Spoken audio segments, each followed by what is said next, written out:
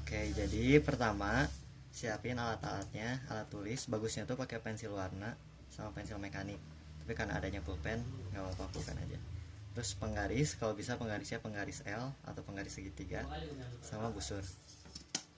Terus cara ininya, alatnya yang pertama kita harus punya semacam kamusnya. Ini si apparent dips, true dip, sama direction angle. Sama di sini ada si peta konturnya. Pertama-tama si peta kontur ini kita tarik garis lurus memotong setiap garis kontur. Misalnya boleh gini, juga boleh gini. Yang penting setiap lingkaran atau setiap garis-garis yang ada di sini kepotong. Misalnya aku ambil gini.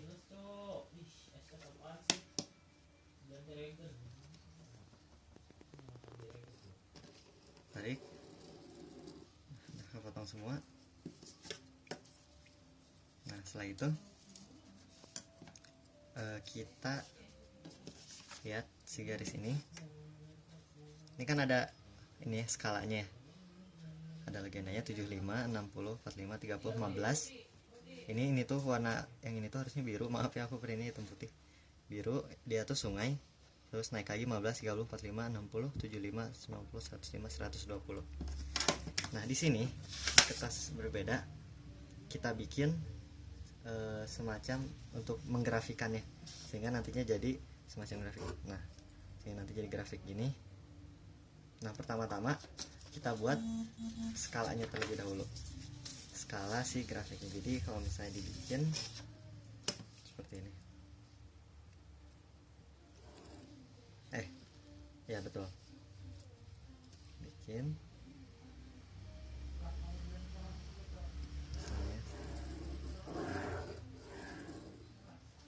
Ini dan naik.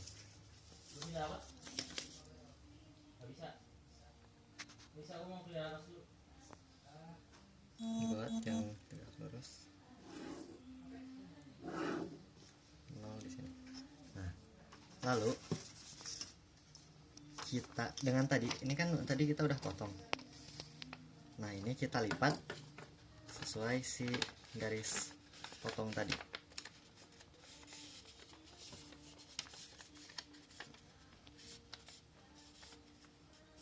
Oke, udah dapat kayak gini ya, udah kelipat.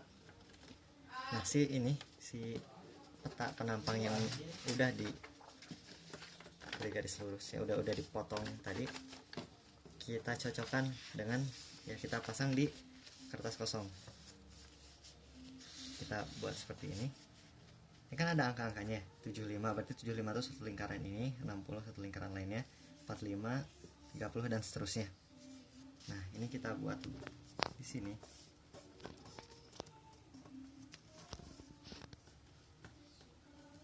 Nah, kita garis-garisin si setiap garis ininya nih. Ini kan di sini. Ini garisnya tuh bikin garis di sini. Di sini garis, di garis dan seterusnya sampai setiap garis ada.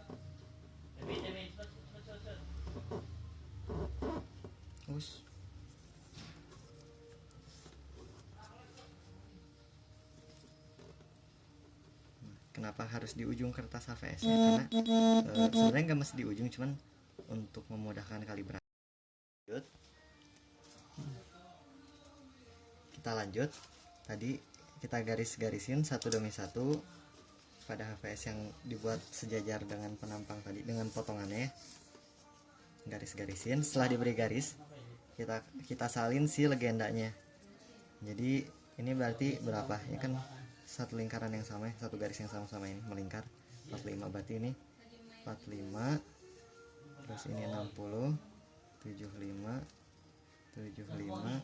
60, 45, 30, 15. Nah, ini sungai ini kan belum digaris ya. Nah, sungainya jangan lupa digarisin juga. Ini saya ajarin lagi. Sungai ini garisin, garis berbeda biar gak ketukar. S sungai atau apapun itu, yang penting kalian paham, kalian ingat apa yang kalian garisin. Lanjut 15, 30, 45, 60, 75, 90, 105, 120. Nah, terus jangan lupa, ini kan kalau misalnya kita lihat, ini kita udah cukup garis-garisin, udah beri skala. Ini kan kalau kita lihat ke peta, dia tuh ada penanda tegak lurus gini, seperti huruf T. Seperti huruf T begini dan begini. Nah, ini tuh penanda true dip namanya. Jadi di tempat ini tuh ada perubahan jenis batuan di bawahnya. Nah, dilihat dari warnanya juga di sini beda ya. Kita sebut ini batuan A, kita sebut ini batuan B. Sehingga ini batuan A juga karena ini dengan warna yang sama. Batuan B, batuan A. Nah, setelah itu tadi kita beri tanda di kontur mana true dip berada atau perubahan batuan berada. Kalau di sini yang sebelah kiri di angka 30. Berarti kita tulis di sini kalau mau boleh tulis salin gini atau boleh tulis true dip atau apapun itu asal penanda ya. Jangan lupa juga ini si arahnya jangan sampai salah karena arahan itu bukan sembarang diberi tegak lurus, tetapi ini tuh menandakan ke arah mana si kemiringan dari perubahan batuannya. Akan dibahas lebih lanjut. Nah, setelah didapat seperti ini,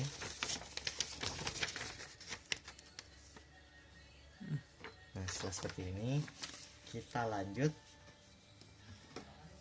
ke penentuan derajat-derajatnya. Boleh penentuan derajat dulu, boleh juga disalin ke si ini kita, supaya nanti kita tinggal salin, gak perlu hitung-hitung lagi. Kita lanjut dulu ke petanya ya. Kita lanjut dengan petanya. Di sini kita lihat ada yang namanya true dip ini ya, tadi penanda true dip. Nah, Oke, kita lanjut. Setelah tadi kita salin si skala dan legendanya, true dip penandanya itu, kita lanjut ke si petanya lagi. Di peta kita lihat tadi ada yang namanya penanda true dip yang berbentuk seperti huruf T atau tegak lurus gitu. Nah, dari si garis-garis ini, dari si penanda-penanda ini, kita perpanjang garis T-nya. Jadi perpanjangnya itu seperti ini. Secara sisi panjangnya kita tarik panjang, kita tarik lurus. Juga sih yang garis pendeknya kita tarik lurus garis.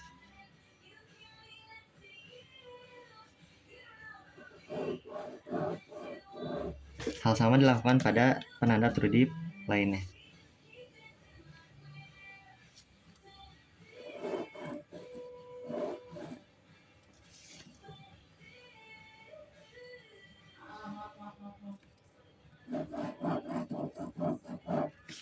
Oke, setelah diberi tanda, yang pertama di sini tuh kita tentukan terlebih dahulu. Kalau misalnya kita lihat di sini, jadi ya dalam penentuan tadi pembacaan tanda true dip tuh ada yang namanya direction angles dan true dips. Nah, untuk direction angles tuh, sebelum ke sana kita bahas dulu kenapa kita lakukan hal ini.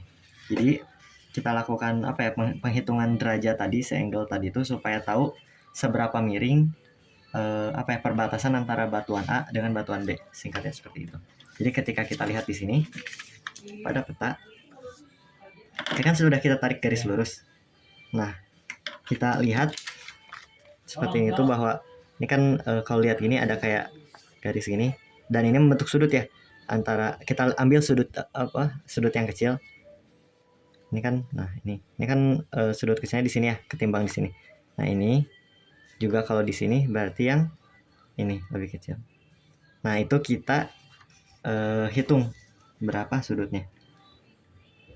Berarti di sini kita dapat sudut sebesar berapa ini? 80 ini 80 90, berarti ini di 86. Kita tulis di sini 86 derajat. hal serupa dilakukan untuk true dip satunya.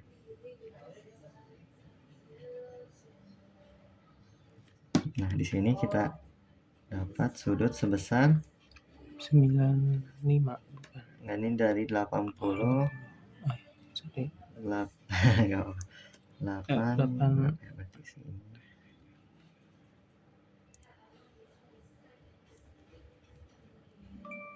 85 derajat.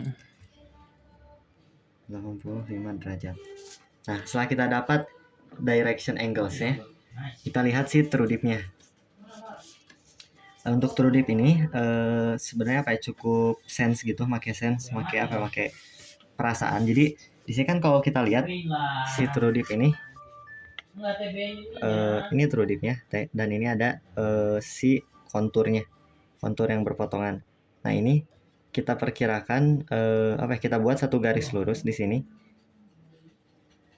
antara kontur yang terpotong bagian kiri sini dan bagian kanan sini. Jadi kalau misalnya dideketin, nah ini kita bikin garis gini, kita bikin garis lurus gini, dan di sini kita lakukan hal serupa, garis lurus.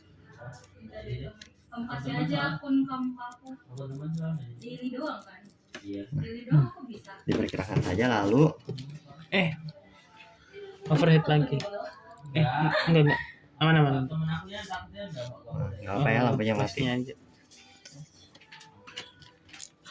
Nah, nyalain dulu. Udah. Thank you, Riko. Nah, lalu di sini kita ini kan miring ini ya, si garis, bukan garisnya berpotongan, gas sejajar maupun tegak lurus sama si true dip. Berarti ini kita tadi garis yang miring, garis yang kita baru buat, kita hitung sudutnya relatif terhadap true dip bagian yang panjang ke sana.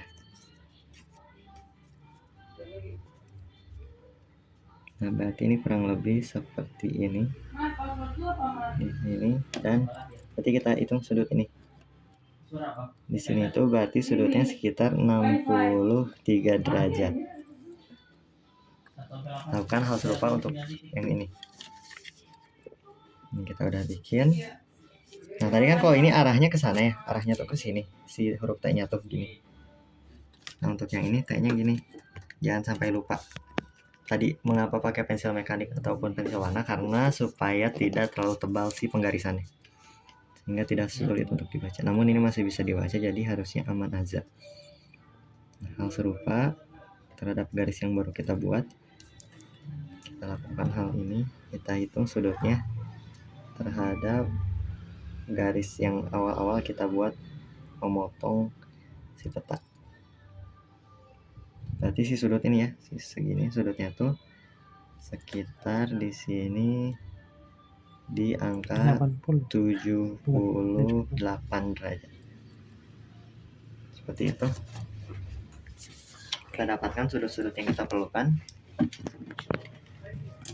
Nah, lalu setelah kita dapat sudut yang kita perlukan, kita lanjut ke si kamusnya. Nah, tadi sudut yang pertama kita tentukan merupakan direction angles, sedangkan sudut yang kedua itu tuh true dips-nya. Dan sebenarnya di sini tuh true dips untuk legenda ini sebenarnya sudah tertulis di sini.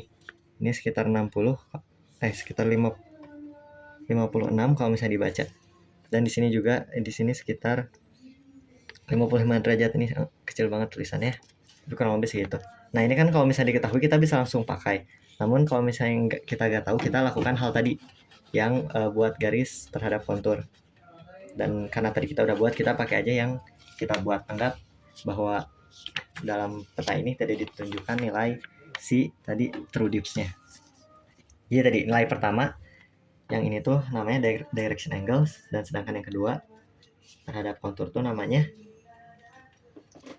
true dips. Nah, kembali ke tadi si HVS yang kita buat garis-garis. Nah, ini kita beri tanda bahwa kita catat di sini si angka tadi.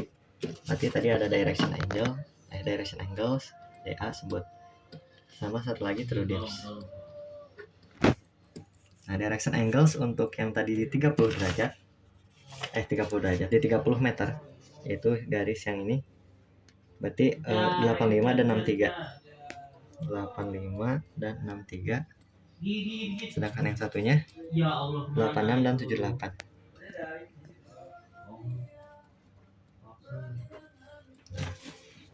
Seperti itu. Lalu kita lanjut kembali ke kamus kita. Di sini untuk direction angles kita tarik dari puncak piramid. Kalau ini kita gambarkan piramid, kita sebut ini piramid lah ya. Nah, dari puncak kita ke derajat yang kita dapatkan itu 85. Di sini gak ada 85. Berarti harusnya motongnya gak terus ya baiknya, sehingga dapat di skala. Setelah di 85. Soalnya ini 80, ini 90, sehingga emang sangat kecil di jarak untuk 80 sama 90. Di sini klik berarti 85, 80 dan 90. Kita tarik puncak ke ini. Oke, kita tarik. Nah, pensil berguna di sini kan dengan menggunakan ini cukup sulit untuk dibaca. Kayak gini. Lalu si TD-nya, si true dips-nya 23. Sendirinya secara tegak lurus ya. Lurus ini. Tegak lurus terhadap vertikalnya. Ya kalau ini 50 60 berarti 63. 60 adalah sininya. 3. Kita tarik guys. Nah, fungsi kita titik P dapat menggaris secara lurus benar. Ada ya. Dapat kan perpotong berarti sudah daerah sini. Potongan antara tadi direction angles dan true dips.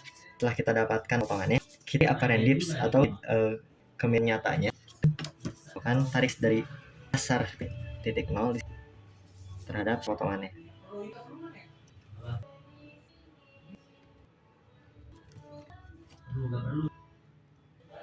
Oke, kita tarik.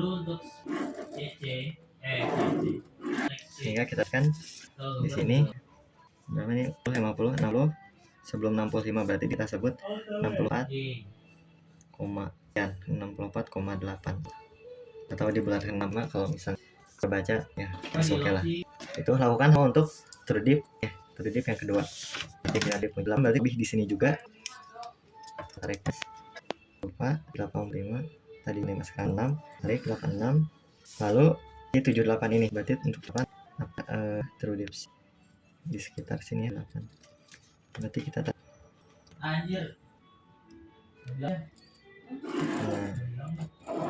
Nah, lalu serupa tarik dari ke perutannya. Ya kurang lebih di sini. Sip. Sudah dapat di sekitar ini 7, ini 80, 3 di sini sekitar 78 sedikit 78 kok sebutlah. Nah, kita dapatkan tadi kita tulis di sini apparent dips atau apparent dips yaitu untuk yang pertama atau true dip sebesar 68 derajat, 278 2 derajat.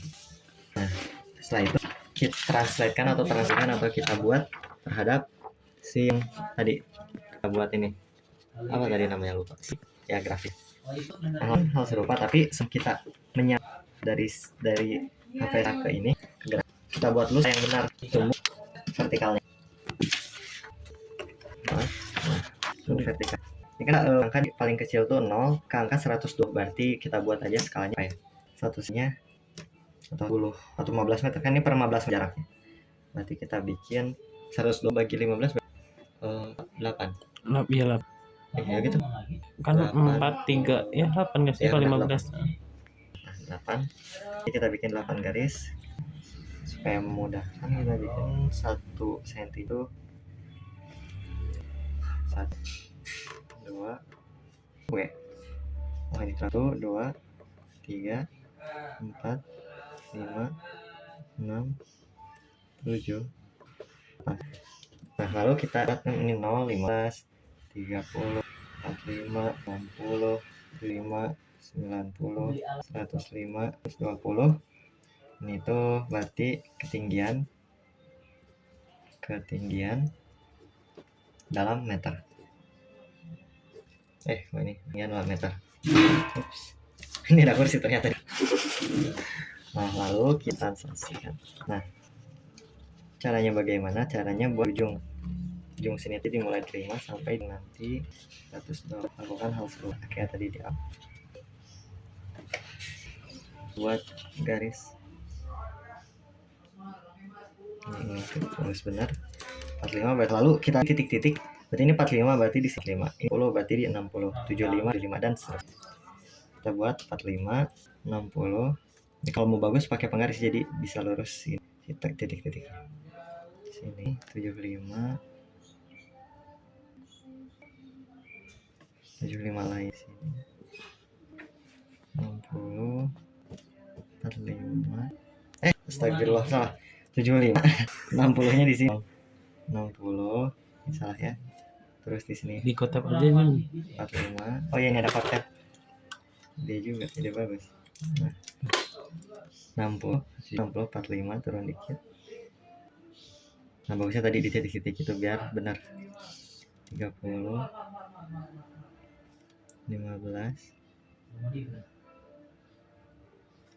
Terus di sini sungai beri tanda aja di 0, lalu 15 lagi, 30 lagi, 45 60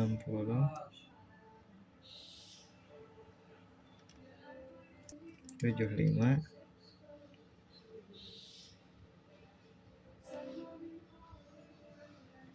90 105 120. Nah, setelah jadi kita buat garis yang tidak patah-patah. Jadi jangan kita tarik antar titik itu garis lurus gitu, jangan. Kita hubungkan titik-titik dengan, kalau bahasanya kata anak geologi itu geological sense gitulah bahasanya. Jadi dengan sense, dengan ya rasa-rasa. Set ini lanjut ini. Nah, ini kan 75 kan kalau misalnya kita lihat di peta tadi itu puncak ya, satu lingkaran. Berarti kita buat sedikit naik seperti gunung gitu, karena ke puncak kan semakin tinggi. Jadi antara itu tuh dibuat semacam gini. Kita hubungkan garis lainnya.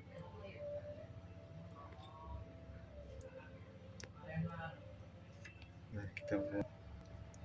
Nah, ini kan sungai ya. Untuk sungai jangan lurus atau biasa kita buat. Oke, nanti di dekat ujungnya kita buat sangat gini. Set. Tapi jangan segini, harus lebih bawah lagi. Nah gitu, dibuat cekungan gitu. Kita buat garis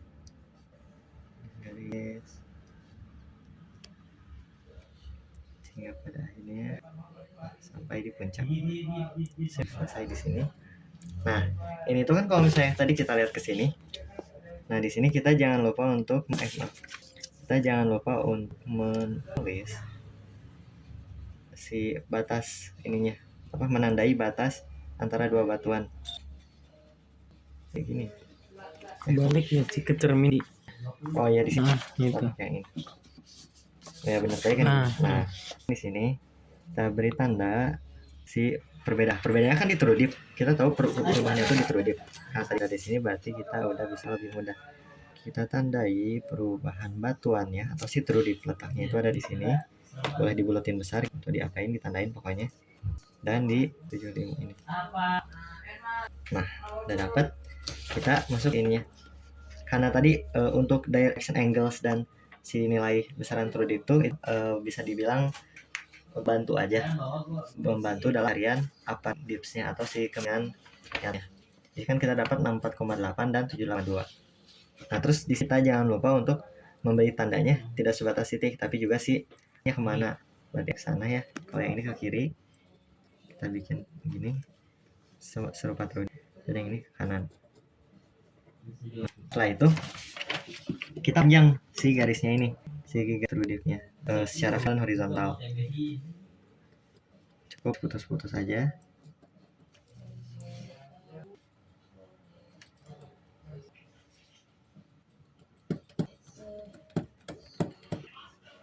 Dan hal serupa untuk true dip lainnya.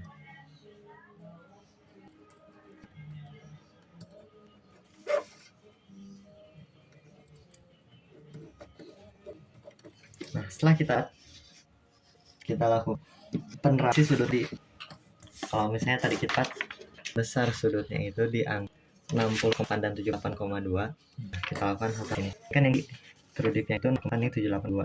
Dan ini arah kiri, siringannya itu tidak ini nih, soalnya bingung mendiksikannya, maaf. Seperti si ininya tuh, nah buat kayak gitu. Tadi garis lurus kita bikin, berarti pas tegak garis lurusnya 60, 0, nah ini 48. Tekan aja dari 0 ke 64,2. Kemiring 60, 648 di sini. Di sini 6,8 sini. Serupnya ini tadi di angka 78,2.